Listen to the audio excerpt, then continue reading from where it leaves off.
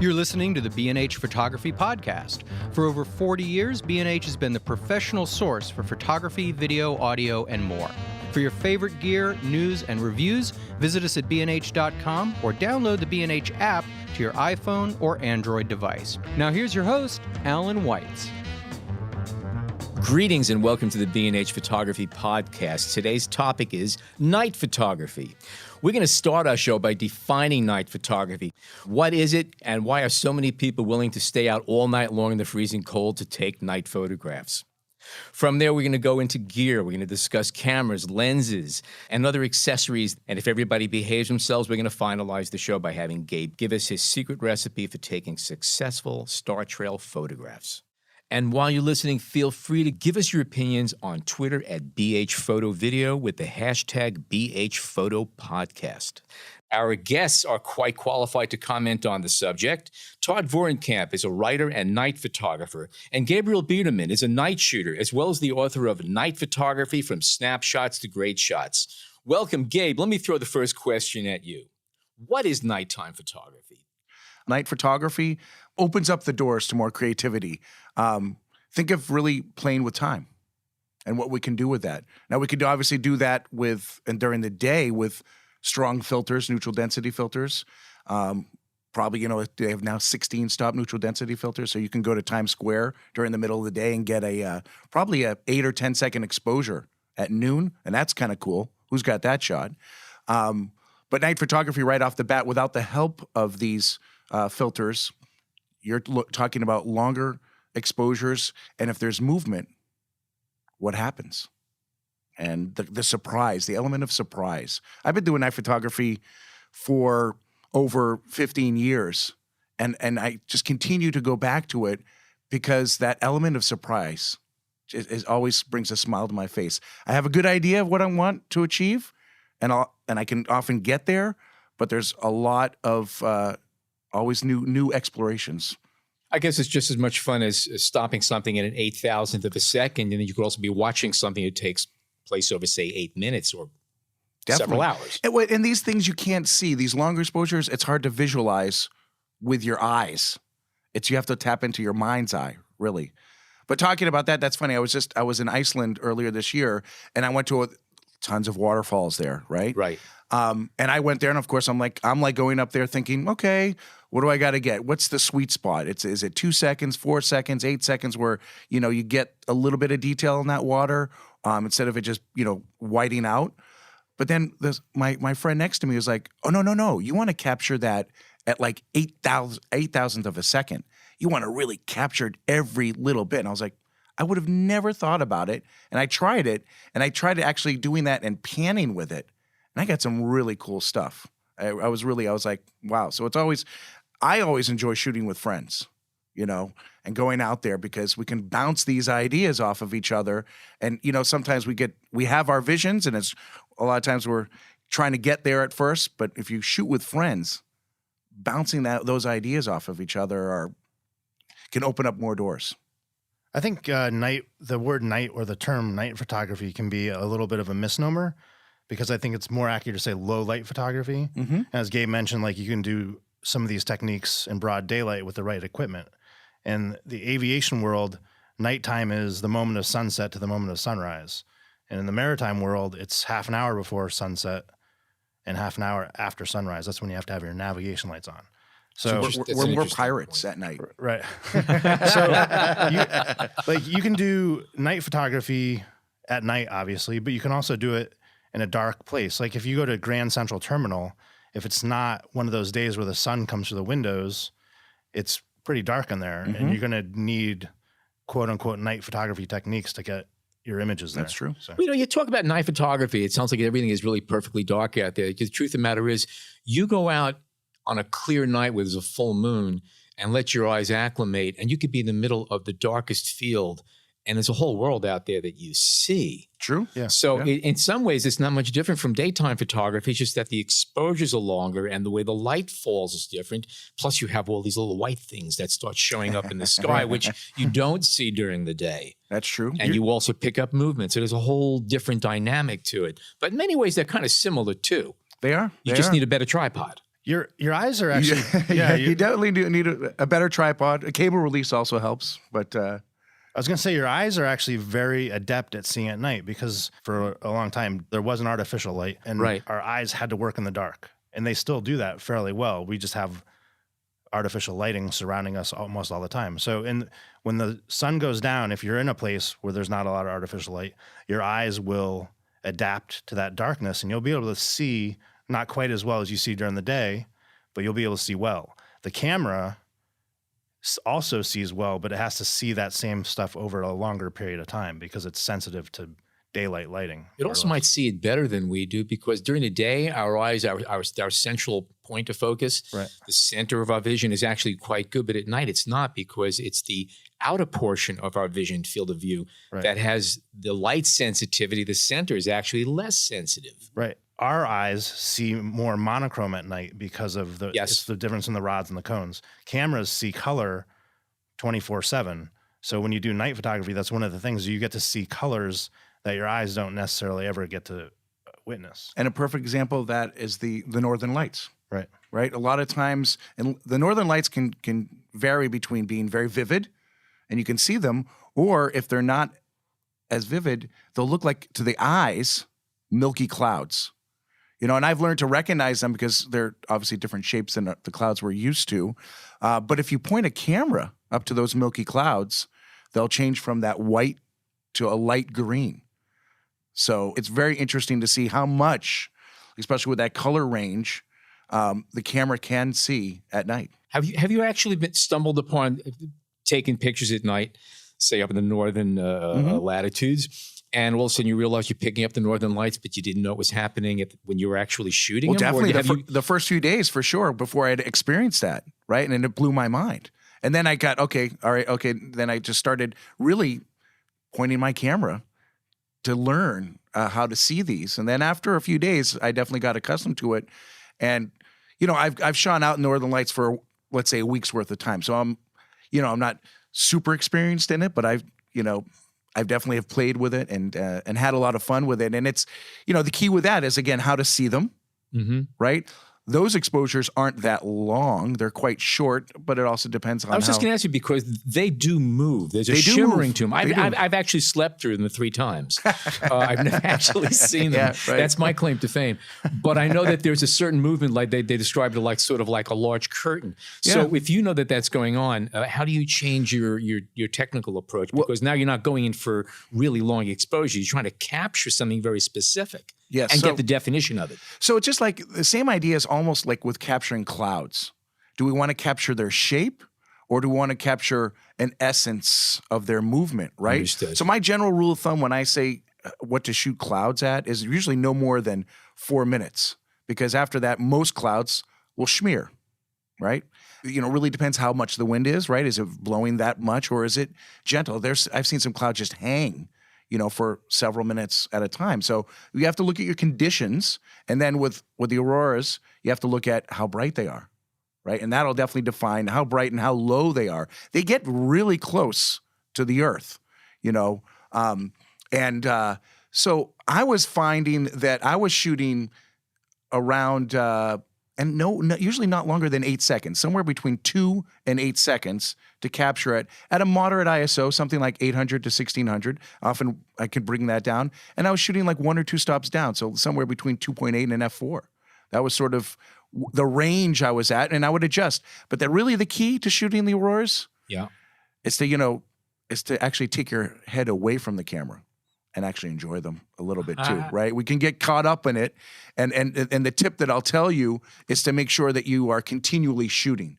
Put that shutter on a sort of a continuous mode, right? Because they're always changing, right? So just put it on a continuous mode, get the composition right, for a while, but then also just look up there. Maybe you'll even lay down and look up there and enjoy it. Enjoy the show. Because, the pictures can capture so much of it, but our memories are even more. When you're shooting at night, one of the realities that you have to deal with, which you don't have to deal with during the day, is the fact that everything you're photographing that's not on Earth is moving, or rather, there is movement in the sky because the Earth is rotating. Yep. What's your window of time if you want to freeze the stars, if you want to see specific, very well defined pinpoints of light as stars, as opposed to getting star trails. What's your cutoff point for catching sharpness? Well, night photographers around the world have gathered together, and at their big symposium, they lay down some rules. Right, Todd? Right? You know the rule, Yeah, I know the right? rule. It's the 500 rule, right? Oh, which yeah. is Oh, which that's is right. defined. Which you look at. You have to look at the lens, right? Because each lens will zoom in to a certain degree into the sky. So you use the 500 rule, and you look at your full frame focal length. So if you're using APS-C size sensor, first off, do the multiplication 1.5, to get it 1.6, exactly, depending get on it what to camera full you're frame. using. So we want to divide that full frame focal length into 500. So for a 50 millimeter lens, that would be 10. And that 10 is your seconds. You have 10 seconds now before stars start to trail. There is a little bit of leeway on that, and some people, there's a movement some people want to go to the 400 rule, because it used to be a 600 rule, but 500 seems to be the sweet spot. I went a little bit of research. I know it was a 600, and then it was disputed by the people who said no, it should be 500. Yes. The people on the West Coast especially, they really didn't like the 600 rule. But so 50 millimeter lens doesn't give you a lot of time, so that means you're going to have to go higher ISOs, or obviously a faster aperture, which a lot of 50 millimeter lenses have. One of I like my sort of, if I'm doing star photography, my favorite focal length is somewhere between like 18 and 21 millimeter, because those on a full frame camera. On a full frame camera, those will get you somewhere between 20 seconds to 30 seconds. So that gives you, now I can kind of lower my ISO down to at least 3200, maybe even 1600, so I can get a cleaner image. And then depending upon the lens, do I need, because some lenses do need to be stopped down, right, for this. I use a Zeiss 21 2.8. They're generally wide open at 2.8. It's pretty good. There are going to be listeners out there that are already breaking out in cold sweats listening to all this math. I know as soon as you start throwing a lot of numbers at me, I get kind of shy and I start rocking in my seat. Once you add latitude adjustment to the rule of 500, that's when it gets really You just pushed all the math fears right over the edge right now. Yes. Is there a basic, for somebody who's a beginner, is there a basic exposure system you can give us? A base ISO, a base shutter speed, and f-stop that would get you in the ballpark and give you a place to start from? Is there a starting point, or there are too many variables on this? I mean, it really all depends. Let me qualify that. A customer who's listening, they have an APS-C DSLR, and they have the 18 to 55 millimeter kit lens. It's a 3.5 to 5.6, something like that. Maybe not optimum, but for a lot of people, that's their base camera, and they want to get a taste of it. What would you recommend? So I would recommend it probably starting out at 6400 ISO. Okay. For about 15 seconds, wide open, 3.5.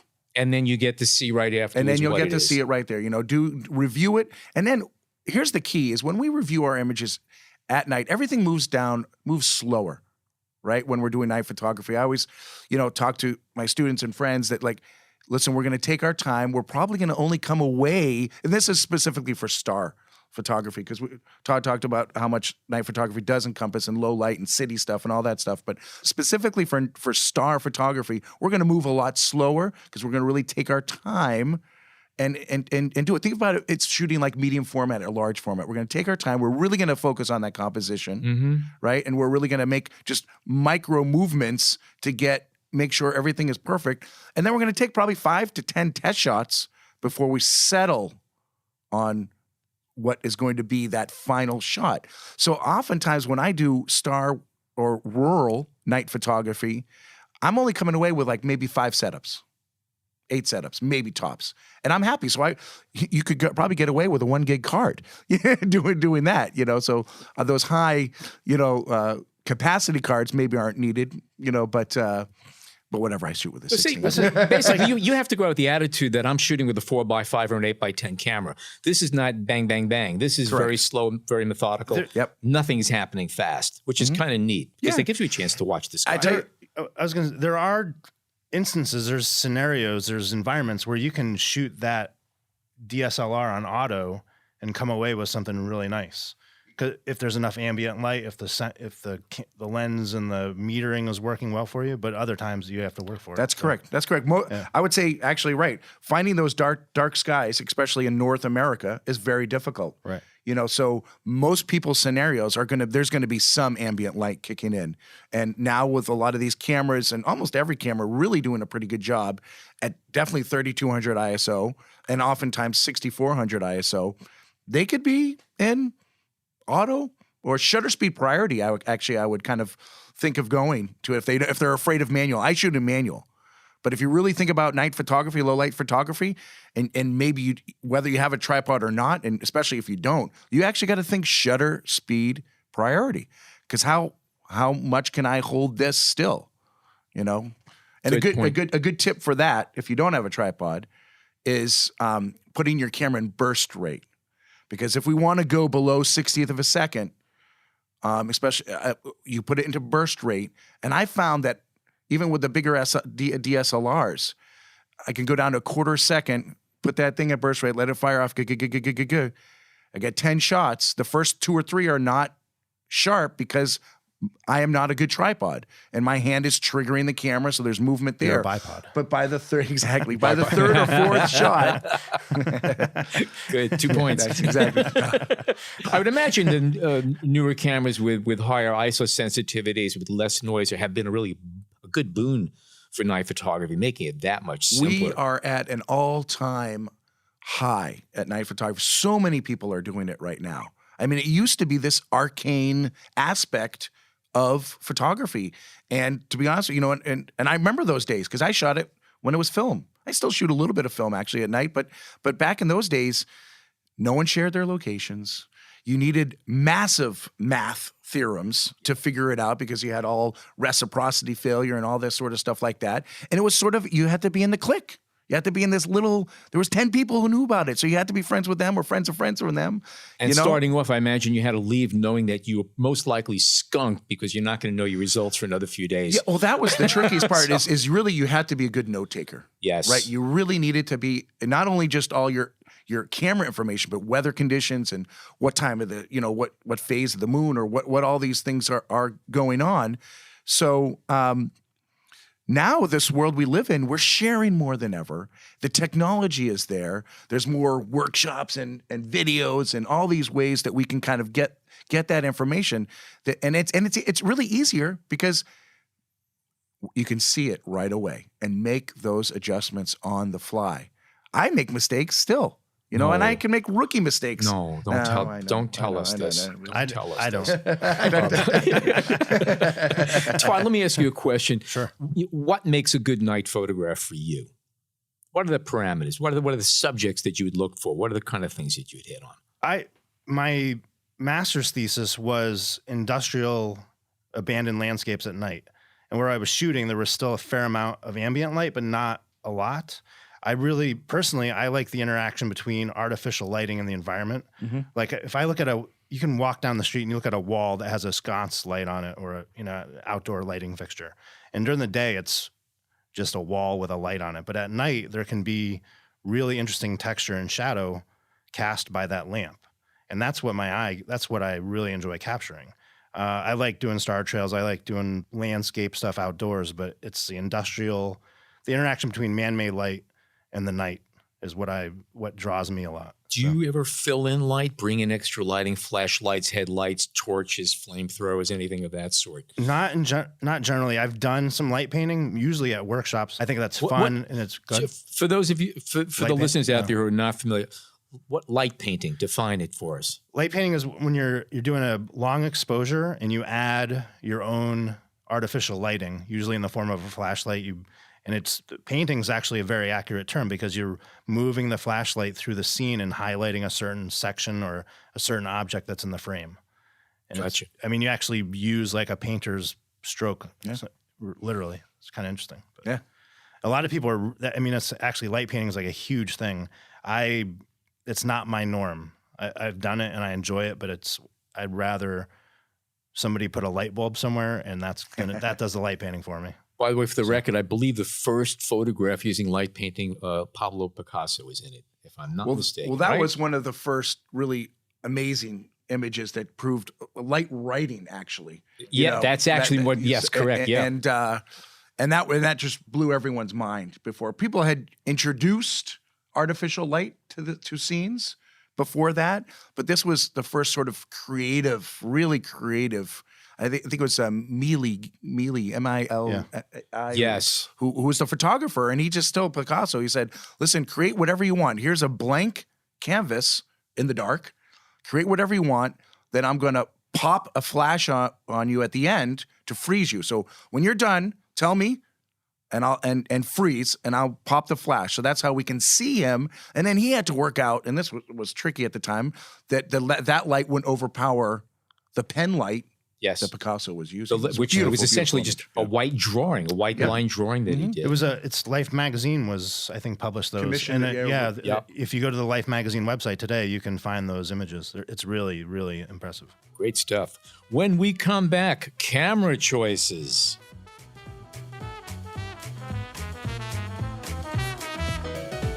We hope you're enjoying this edition of the B&H Photography Podcast. Send us a tweet at BHPhotoVideo, #BHPhotoPodcast.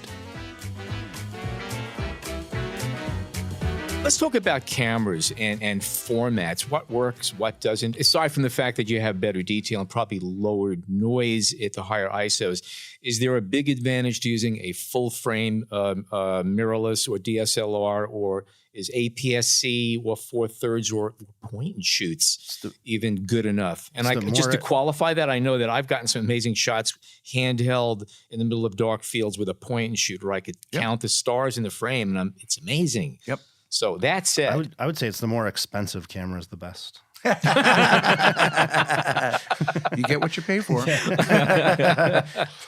I think the lines are thinner than ever before. Yeah. I mean, it used to be you needed a full frame camera, but the technology, the sensor technology is so good right now. especially the backlit CMOS sensors, I imagine that's been a boon. I mean, digital used to all be APS-C, and those worked really well for a long time. There's a noise advantage, an ISO noise advantage with full frame, but you shoot APS-C usually. And so do you. And so do I. You know, like so you got two APS-C guys here. Yeah.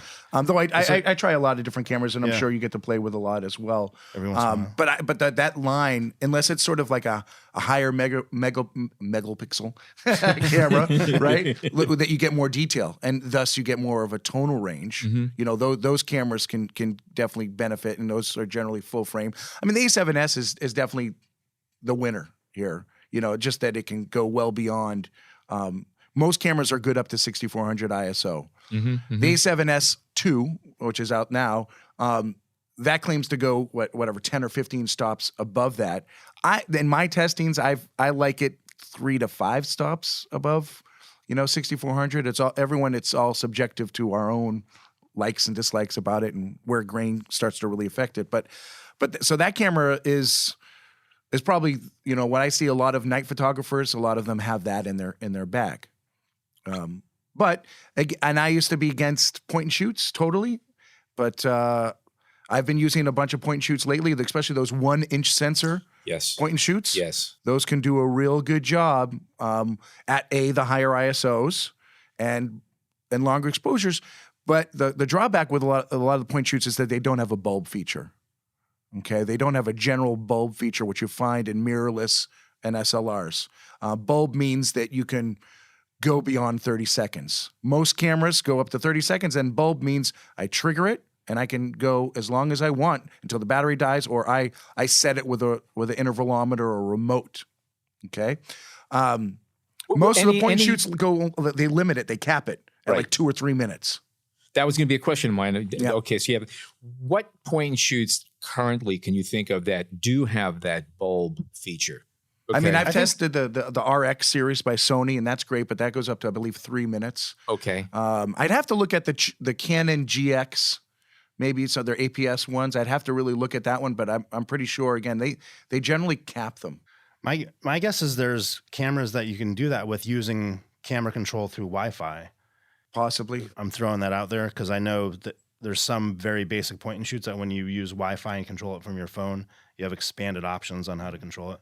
I would say, but the the takeaway is if you're thinking about buying a point and shoot and you're thinking about night photography, manual control of aperture and shutter speed is the key. And if you can get up to 30 seconds, awesome. If there's a bulb, then that's even better. But yeah, I think one camera we definitely need to mention for night photography is the Nikon D810A, which it's an astrophotography specific camera. I've been dying to get my hands on it. I really haven't tested it, but I've talked to a lot of people who have, and I've read all the specs. And the main thing is it's got a wider sort of color space, white balance, especially for astrophotography. So looking at the nebula, looking at Milky Way, looking really deep into different solar systems. It's handling those colors much richer and much more realistic than most other cameras out there. digital cameras see infrared light, but we put filters on them so the images look like what our eyes see, because you don't want to have a wonky IR image from your point and shoot or whatever. So the Nikon has a different infrared filter, which allows a certain wavelength of infrared light into the camera, so your nebulas pop, basically. Formats aside and camera brands aside, what doesn't work? If somebody was starting off with night photography, and it could be star trails or just basic imaging, whatever, what should they stay away from? What cameras or equipment should they avoid? What are the Your phone. no-fly zones? Your phone. Yeah. Your phone. I mean, you can use your phone because there's wonderful apps on it that we can kind of figure out a lot of this math and stuff like that. Yes. But trying to take a picture with that in low light, it's still not there. And maybe at the end of the year it will. Because that technology is going. They're getting better and better. I mean, like I do handheld night stuff on my iPhone 5 all the time, and it's better than the 4, and it's right. But it's getting there. But it's limited. It's definitely limited. It's limited. It's low light, but not really. Some of those longer when exposures. you're in a pinch. What about image stacking? I know Olympus, I believe it is, has that, and there's some other companies. That is also an advantage where you could do some long time-lapse stuff. More and more Photoshop is happening inside the camera, and a lot, especially the mirrorless cameras, are getting more creative with sort of the apps or with internal software that you can be more creative with. Sony has a star stacking app that you can put into their cameras. It's a pay-for one, but you can add it to it. And then Olympus, right off the bat, their software, right? They have a few different ones, but Composite Bulb does an amazing job of you can preview it on the on the back of the screen and know when, and it will not burn out your highlights. So that's a great thing for light painting. Because you can see when you've done enough light painting, and will continue to fill in the shadows until you want it to. So that's, I've worked a little bit with it, and I want to work more because, boy, I'm sure other camera companies are going to pick it up, but that could be a real big game changer in the world. And if of I'm not photography. mistaken, that technology also holds down the noise because you're dealing with multiple images, and the noise is basically filtered out from fresher pixels. I would assume it's doing some sort of dark frame subtraction on it that's kind of eating up that any noise in there. And you touch. Okay. I was going to talk, when we talk about noise, we're talking about ISO, and like the higher the ISO, the more digital noise you get. And high ISO is like the golden ring that camera companies are trying to get. I mean, Sony is like that's one of their advertising points is higher ISO, and night photographers embrace high ISO. I have to say, but if you're thinking about doing night photography, don't base your camera purchase on that. Depending on what kind of night photography you're going to do. If you're doing handheld photographs in a Williamsburg bar that has 2 candles in it, yes, get a high ISO camera. But the photography that I do, it's tripod based. I'm not like the industrial stuff. I'm not really worried about star trails or pinpoint stars. So I usually shoot mostly at the native ISO at 200. And most cameras at 200 ISO are going to have very great noise performance. So you can get away with, you can do a lot of night photography at lower ISOs. Again, it depends on what you're doing. The other factor is the environmental. Like if you're out in the cold in the winter, very low noise. When I was shooting off the coast of Thailand on a ship, it was 90 degrees and super humid. And at 200 ISO at 30-second exposures, I was getting noise that made you think you were shooting at much higher ISOs. Yeah. So yeah, and a good way for people to understand that is think of your camera as a computer or a laptop.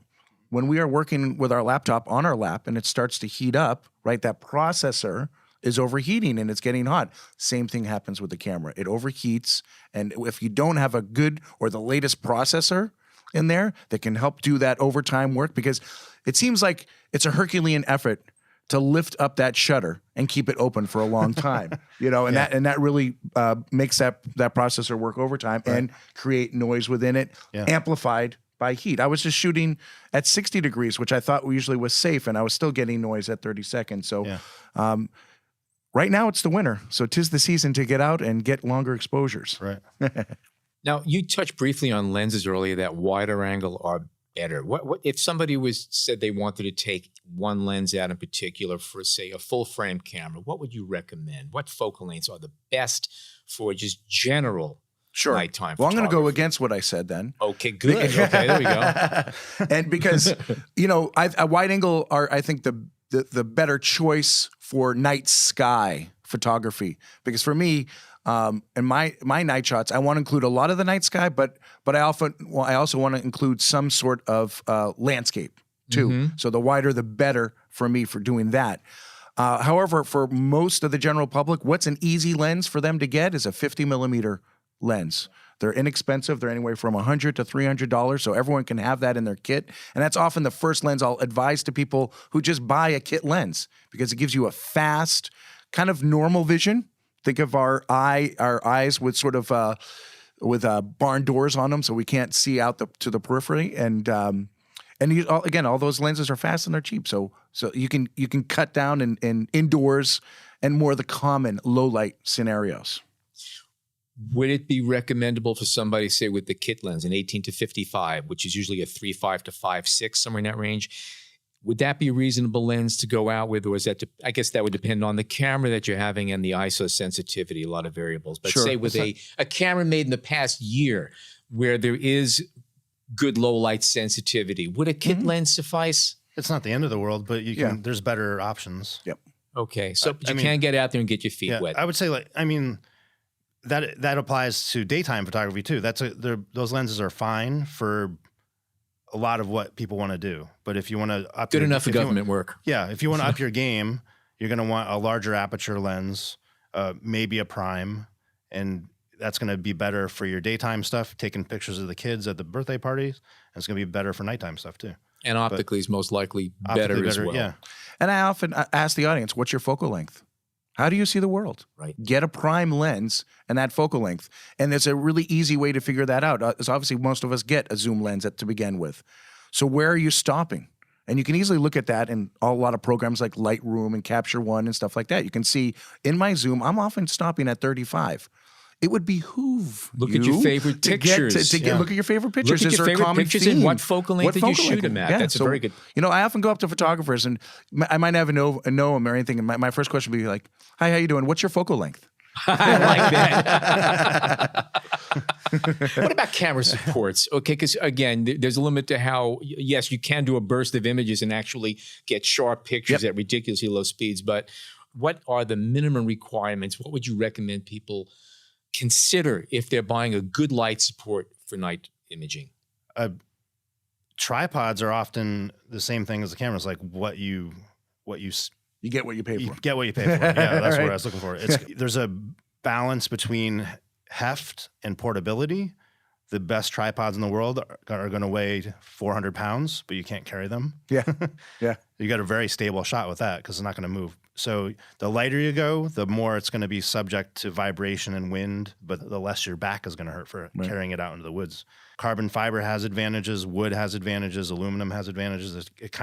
It's more of a budgetary decision. What I do tell people when they're shopping for tripods, though, is get the best one you can afford. Yep, like don't skimp, because if you buy a low-end, inexpensive tripod, chances are you're not going to be happy with that. You're not going to want to take it with you after a while because it keeps failing you, and then you're going to buy another tripod. Yep. So save up a couple more paychecks, buy a nicer tripod, get a nice used one.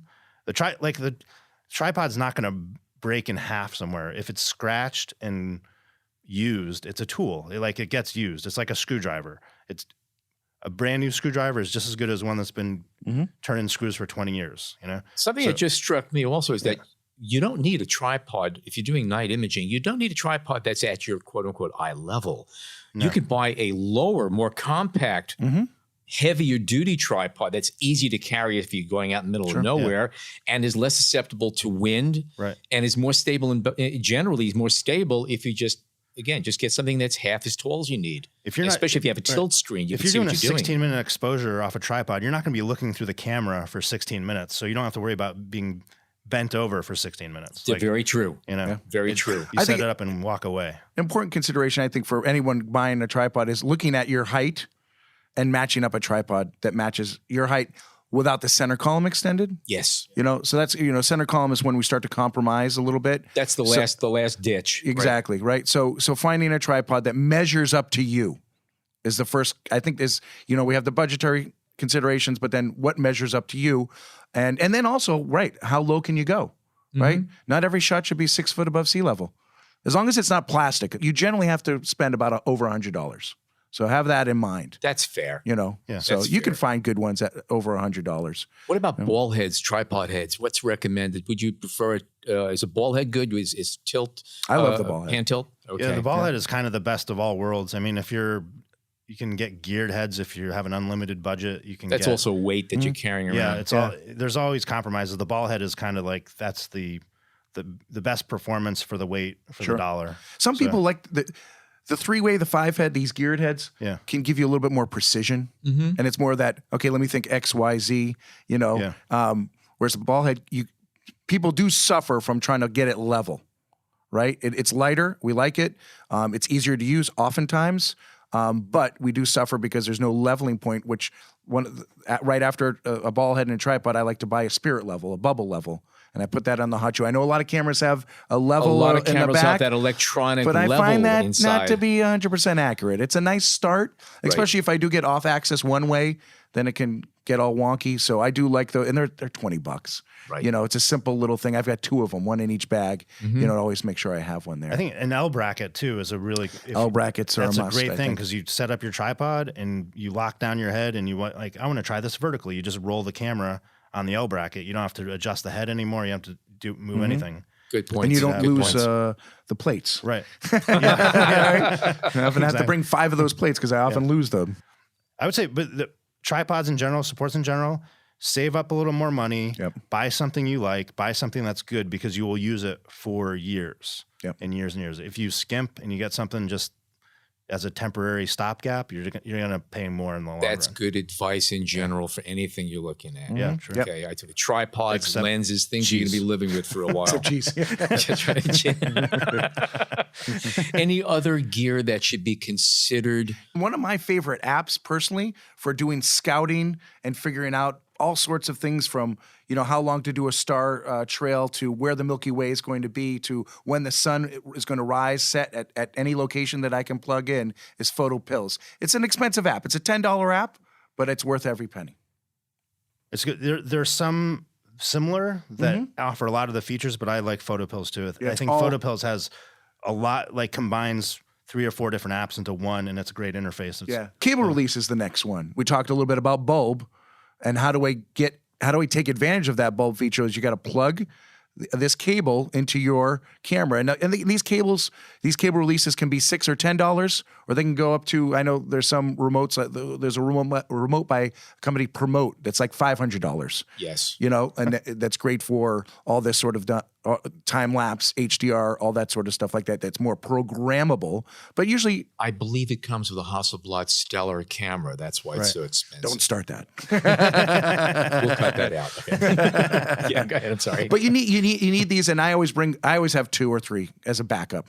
Because some of them work with batteries, some of them operate off the battery of the camera. It's usually AAA batteries, so I have some of those. But again, the benefit of now I can program with these ones that have an intervalometer, which usually start around $50. That's a key thing, what you need for star stacking, as well as time lapse. And then as well as just making it easier for you. You could just program in, hey, I want this exposure to be 2 minutes, 2 seconds, or 2 hours. And you don't have to be, sort of tending to the camera system the whole time. You can actually maybe go set up another rig. Or head into town and have a hot cup of coffee and a sandwich. Exactly. There's also a lot of wireless remotes these days. Yep. And that's there's a battery consideration there. So the wired ones might be a little more reliable and easier to use, but your phone can trigger your camera, and whether the app from the camera or things like Trigger Trap or something like that. Yeah, exactly. So you don't need that wired release, or you do it through Wi-Fi. You can control the exposure and all that stuff. So. One fast question. For shooting in cold weather, how do you deal with batteries? Because a lot of batteries are affected by cold. Yeah. So any ideas about that? Buy more batteries.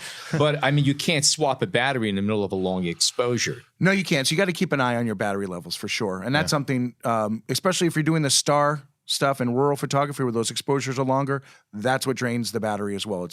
It's really taking the energy from the processor, and the batteries go quick, and they're going to go quicker in colder nights. So a good tip might be to keep your batteries in your pocket, keep them keep warm them warm until you're ready to get up and running. Yeah. Don't carry them an hour and a half out to the site and let them be okay. Right. Exactly. And sometimes you can temperature. swap out batteries, and that one that was dead, you put it in your pocket, and it comes back. You revive a little 1/3 of the life back into it. But again, I often go with 3 or 4 extra batteries. Don't ever go out on a night shot with like a half full battery thinking you're gonna get far. You're gonna be like you'll get to that Williamsburg bar. Yeah, exactly. Next up, Gabe's secret recipe for taking successful star trail photographs. If you'd like to reach out to us with your questions or comments, email us at podcast@bhphoto.com. What do you need for taking a perfect star trail photograph of soup to nuts? What do you need to get this picture? Stars. Yeah. Bottom line, you need stars. Lots of famous people. So, I mean, there's been some good New York City 2-star trail photography. Sometimes it's an airplane, sometimes it's a helicopter. Exactly. Yeah. Sometimes it's Venus. Right. Now, you got to get to a rural location, again, where you can see the stars. And I know people talk about stars as well as the auroras, like, oh, you can't do it during a full moon. That's BS. You can.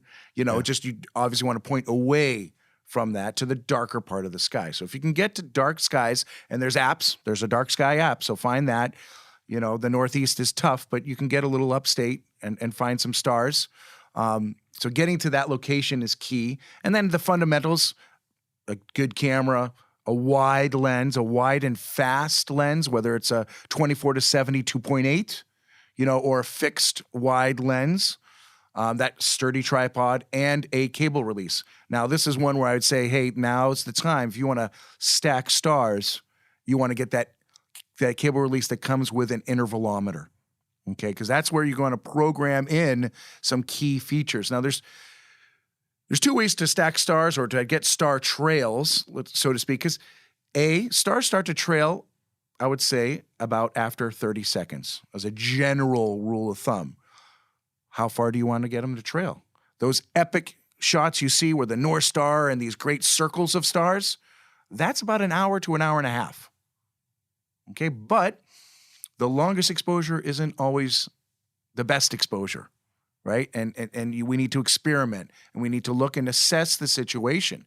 So good stars trails, I think, start to happen really at about 4 or 5 minutes, and that 4 to 5 minute to 15 minute is really nice and realistic and still gives that wow factor. But again, if you want to get those epic ones, you'll be committing to an hour and a half. And there's 2 ways to do it. We haven't talked about it yet, but every camera has the function called long exposure noise reduction. Yeah. Okay. And now most of the times, this is defaulted on most of our cameras. And I'll tell you to take that off right at the beginning. That's something I go through my menu when I first get a camera, and I turn that off because I don't need it. And I want to explore what the camera's capable of before I put sort of a lock on it, right? So long exposure noise reduction, Todd talked about how noise comes from higher ISOs, but it also comes, again, from that processor heating up and how hot it is outside. We need to test our cameras and see what it is capable of. So oftentimes when I'm teaching a workshop, I'll have the students go to their hotel room and shoot just an interior, maybe include a table, and do a test shot, turn out all the lights in the hotel room and do an exposure for 1 minute, 2 minutes, 4 minutes, 8 minutes, maybe go up to 10 or 15 minutes. And then you look at those images at 100% on the screen and look especially to the shadows, because noise appears first in the shadows. And look at that and see when you start to see the noise. And what was the temperature in the room? Maybe you can turn it down to 68 or find out what the temperature is outside, try to match it. But that's sort of the best controlled way to kind of test your camera, see what's capable of. Again, knowing your camera, understanding the camera, the lens, even the tripod, what it's all capable of is going to make you a better prepared night photography outside. And the last thing you want to do is find out all these things at 1:30 in the field, in the morning. in the dark. In the dark, out in the middle of it. Yeah, with all kinds Exactly. of weird animals howling at you from the shadows. Now, there's two. I mean, you could just rip a long exposure. Just set it in bulb, put the thing, and do an hour. And then for that, I would turn on the long exposure noise reduction, because almost every camera I've tested, unless it's 10 degrees outside, is going to have some noise from long exposure after about 6 minutes. That was my next question. At what point? So 6 minutes is your cutoff Yeah, point somewhere for that. between 4 and 6 minutes is a general rule of thumb for about 68 degrees. On a new camera, something that's been released in the last 1 to 2 years. That's a general rule of thumb.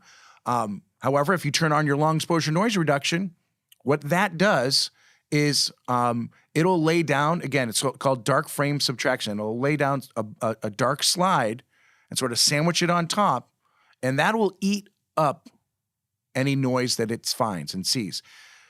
The slight drawback, there's two drawbacks to it, and that's why I often turn it off, is the first drawback is it takes time. And almost every camera, it'll be a 1-to-1 factor, and it really all depends on the buffer of the camera. And I know some of the Canon cameras, the 5D3, and especially I know had a better buffer, and the 1DX had a better buffer on it. But basically, if you do a 5-minute exposure, it's going to do 5 minutes of long exposure noise reduction. And during that time, you can't do anything with your camera. You can't even look through the viewfinder. Okay, everything's on shutdown mode. We're focusing on this. And then when that's done, and it's draining battery, by the way, the whole time, and when it's done, now you can take your next shot. It'll show it to you, and you can go on to your next shot. So for 5 minutes, you might be like, Gabe, that's not bad. I can stay productive. But for an hour-long exposure, you're going to be waiting an hour. Yeah, that's like put the camera in your bag and go to the Williamsburg bar. Well, getting back to that, we got to find out what the name of that bar is. But I might do that as my last shot of the night. What, go to the bar? No, the last shot of the night, I might be like, hey, I've done all these testing. I've done some other stacking. I've experimented with other things. I got the energy to stay up for another hour, but I don't want to stay up for another 2 hours. So I might, for my last shot, be like, okay, I know it. I've done all my test shots. Turn on long exposure noise reduction. Take that shot, and then let the camera keep cooking on the drive back home. So that's one key. The safer way, and what most sort of quote-unquote professional night photographers do, is they do star stacking. And then what they'll do is they, again, know the parameters of the camera, know the temperature outside, they've tested their camera, and they know that in these conditions, it's okay to get a 5-minute exposure before noise starts to creep in. Now, if I go back to that intervalometer that's plugged in, and if I go a 1 second, if I program it in, a 1 second break, which is the quickest break you can have between images. So I set it for 1 second. I set it to if I want to do an hour, so 5 goes into 60 12 times. So I set it up for 1 second break, 12 shots, each shot for 5 minutes. I press go, and the camera's going to do the job. It's going to collect that information. I bring it back home. It's not going to stack it together internally, I guess, unless you have the Olympus. But you need Photoshop. But you take it in, you do your work on the image, you bring it into Photoshop, and you can stack it. There's a very easy ways to stack it in Photoshop. It's by combining the layers and going in lighten mode and doing it. And it's a beautiful thing to see happen. It's like back in the darkroom. When you see the image come up, when you kind of take 12 images, or some people do it 30-second stacks, because again, it's hot out, so they might do 30-second stacks. So that'd be 120 shots. So you better have a good computer to process those files, especially if it's a high megapixel camera. But to then see it kind of pop up and stack up together, it's pretty magical and fun. And that's how you get it. And it'll be the cleanest star stacked image out there. So It's interesting how many things you say, like going back to the dark room, and you say the perfect temperature is 68 degrees. Right. Have you noticed how we're still back in the chemical dark room days? Give me some D7. You keep throwing out things and saying, that sounds familiar. I remember those times and temperatures. One of the things about night photography is when you compare it to regular, like daytime photography, is it's a process. It's not hold the camera to your face and take the picture and then move on. It's like, not a click. No, it's not a click. There's a tripod involved. There's a cable release involved. There's a exposure that takes several seconds at least, and it's not instant point and shoot and go. There's a process, and and that process extends to the computer sometimes, but it's definitely slow. Like Gabe said, your world slows down at night, and the process slows down, and it becomes photography. Well, there's two types, right? The ways we take pictures. We either capture or we create. And I think night photography opens up the creativity. Cool. Yeah. Thank you, Gabe, Todd, John, our producer, and sitting in for our engineer, Jason Tables, the inimitable Rob Reeves. Check out Gabe's night photo workshops, ruinism.com, and his recently created nationalparksatnight.com. And Todd's night photo work can be found at trvphoto.com. As for y'all at home, we want to see your pictures. Tweet us your night photography at BHPhotoVideo, #BHPhotoPodcast. Also, if you have a few moments, rate our podcast on iTunes. My name is Alan Weitz. Thank you so much for tuning in.